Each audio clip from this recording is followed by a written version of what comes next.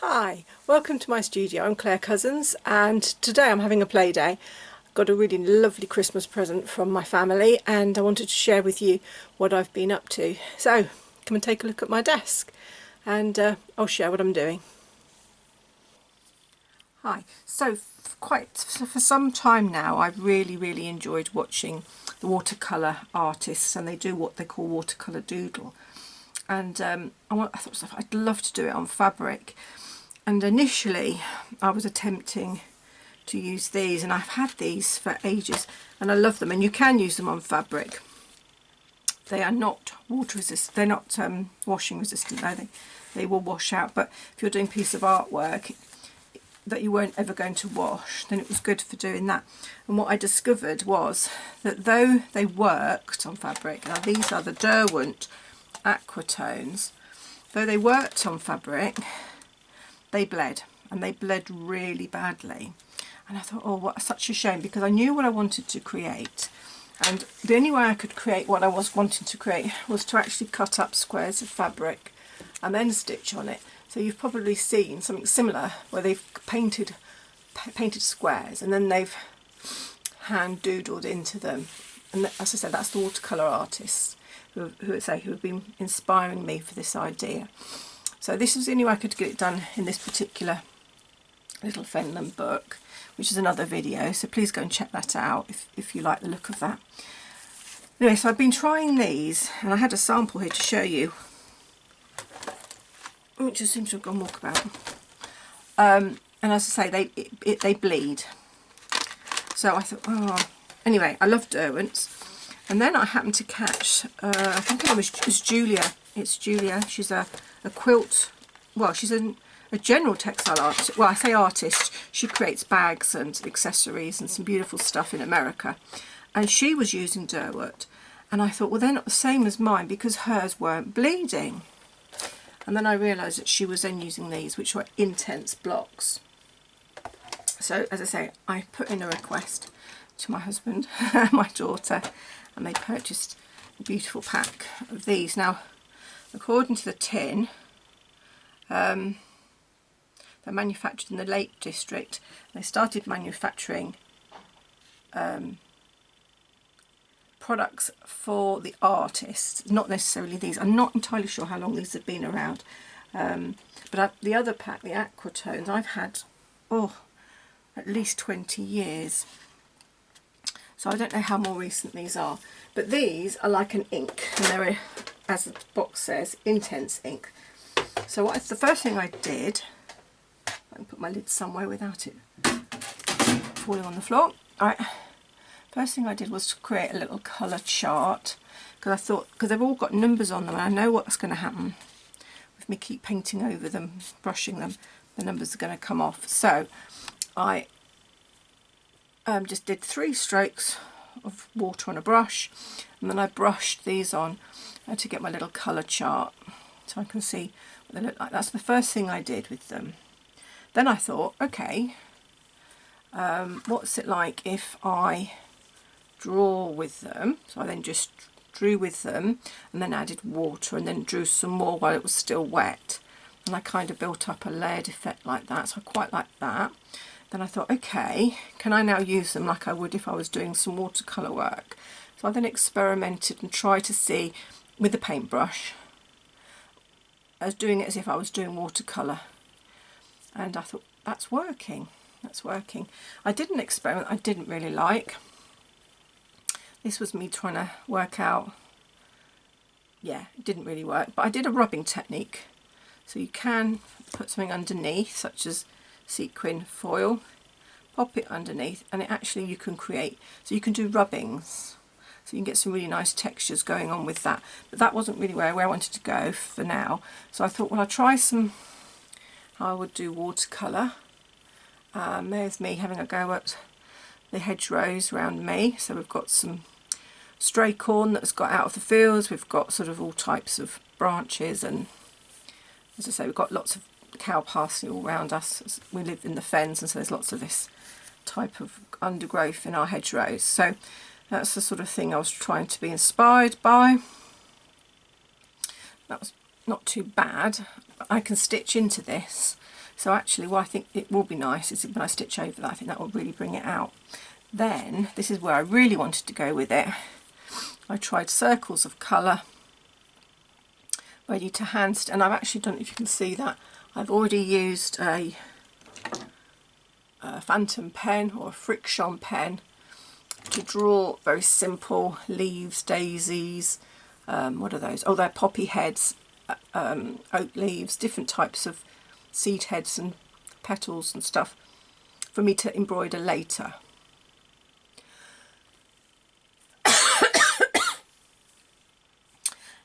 Now on this one I'm going to take it a step further. I've got a bigger frame because I've done all my playing and I want to produce something properly, and I'm inspired by sort of deep blues. If I look at this, I love these colours here, and I'm thinking I'd like to use perhaps this range of colours and do some, I can't make up my mind whether I'm doing circles or squares. I might stick to circles but not have them so even this time. I think I might have a pattern of circles.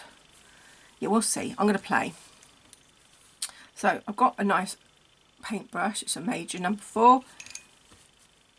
You can pick these up from most art shops. I'm just wetting the fabric with a simple circle. Now if I do one at a time, I think that'd be best. I think I might do this in the darker blue. So I'm going to go for, I think this is a dark blue. Yeah. Got quite a nice moody blue. And allow it to bleed on its own. I could add, no I won't add anything, I'm just going to leave, I might actually darken or lighten one edge with a different blue. Hang on, there we go. Slightly lightened it with a different blue. And that, because I've put it to one side, it's pushing the inks. And if you can see that, it's pushing the inks. I might zoom down a bit more. You can see more what I'm doing. Move that over a little bit. That's a blue one. I think I'm going to go for corn colours now. So I'm going to start off with the yellow in a circle. Now I haven't pre-wetted this time, so I'm doing it dry just to get the, I don't know whether to go a bit bigger, might go a bit bigger. Right, now I'm going to add the water, see if that stops it bleeding too far out. Now that's, to me it's too yellowy, so I want to knock it back with a more browny tone. That's too yellow. There's much brownie, a golden, sort of must. I call it like a golden mustardy colour.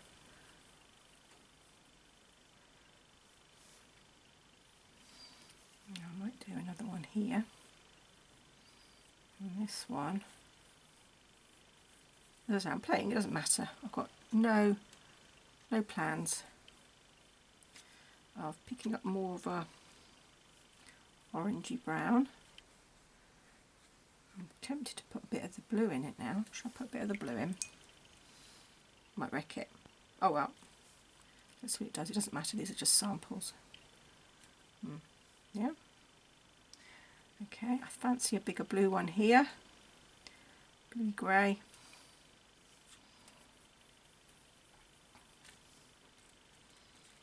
Actually, no. I'm going to go more teal. Pick up the teal. That's lovely. That colour is lovely. That number, what is that number? 1200. That is a gorgeous, in fact that's making this one look quite dull. Might lighten that one up.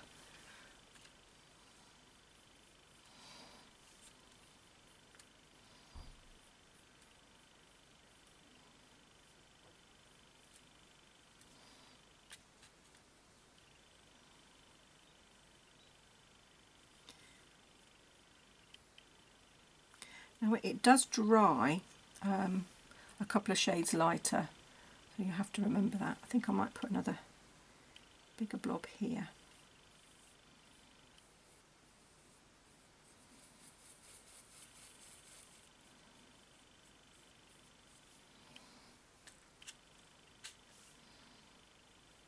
Put some dark tones on the bottom edge, just, As I say, I'm just bleeding it in, or trying to bleed it in.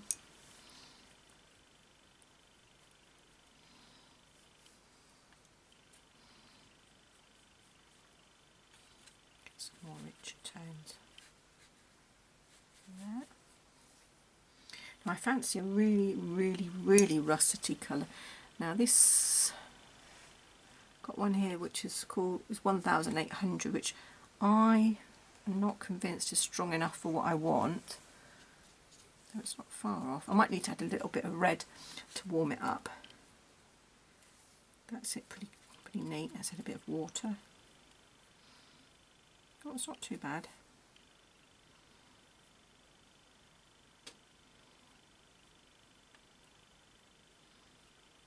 Now what I found is if the colours start to water out, can you see how it's starting, the water's coming out? And I don't want the colour to bleed anymore. I find getting a hairdryer to it helps.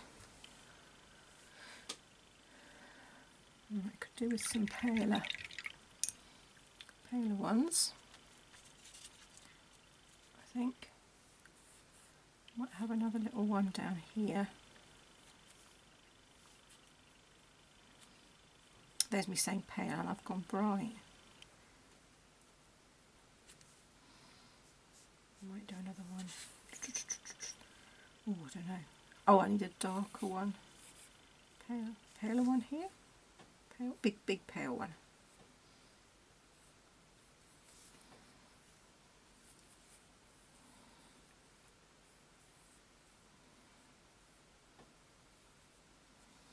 Perhaps with a little bit of the russet in it.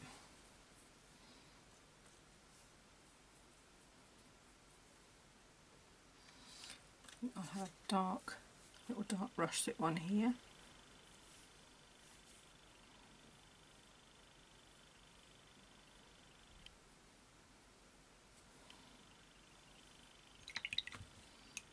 I think I could do with the blue one here.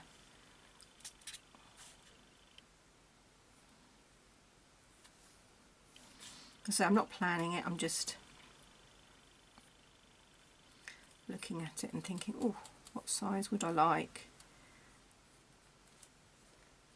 Could do with a really big one, I think, just here, but I'm trying to work out what colour I want that one to be. Might go for a mix, don't know.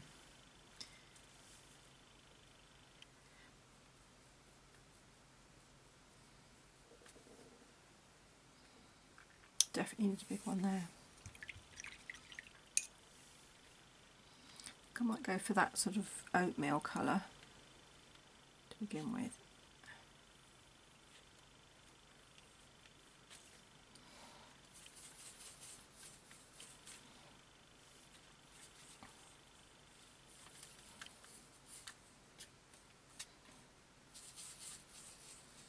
I did a bit of yellow. I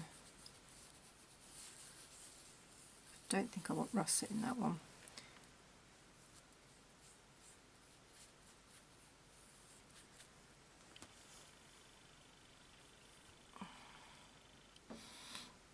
Now, is that enough? I mean, you can go on forever doing this, couldn't you? I mean, I don't know whether to put another one. No. I don't know whether to make any of them slightly bigger. Do I want any of them touching? If I get them touching, the colour will start to bleed across. That's my only worry. Now I'm looking at this one and I wouldn't mind making this one a fraction bigger.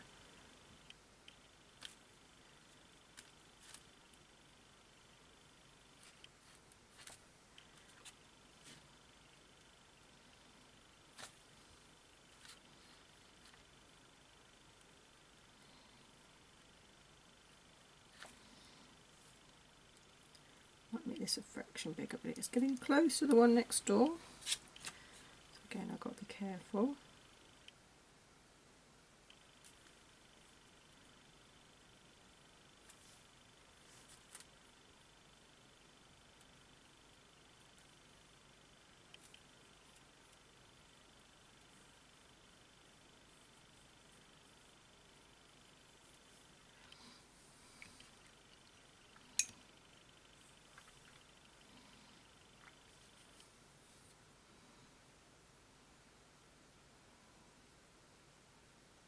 But what I'm going to do now is I'm going to dry it with a hairdryer. So I'm going to stop the camera for a moment because the noise will be horrendous. I've come back and I've dried it, and I'm sort of looking at it and I'm thinking to myself, still think I'd like them to be a little bit bigger. The only problem is because I've now dried it, it's not going to bleed as nicely in. So that's my task, isn't it, to work that out. What I could do actually is embroider it bigger. So when I come to embroider around it, I can actually accentuate and create stitches around these colours. I can sew things through them. So yeah, so this is basically a really lovely centre basis for something to embroider. So if I embroidered this in, use this golden colour for instance, this thread, I could do some like little running stitch radiating out from that. Who knows, or I might just do a leaf across. It's a background, it can be anything. I mean, these, I could create flowers into these. Yeah, it's a basis for something, isn't it? But I'm loving it and I'm enjoying it and having fun. So I'm going to try and embroider this and see what I come up with. It's going to be like a little, might be a slow stitch project, or I might put it under my free motion. Might do free motion stitches round it and then through. Oh, I don't know where it's going to go, but it's actually getting my creative ideas going. So anyway, thank you for joining me for now, and I hope to see you again soon. Ta-da, bye.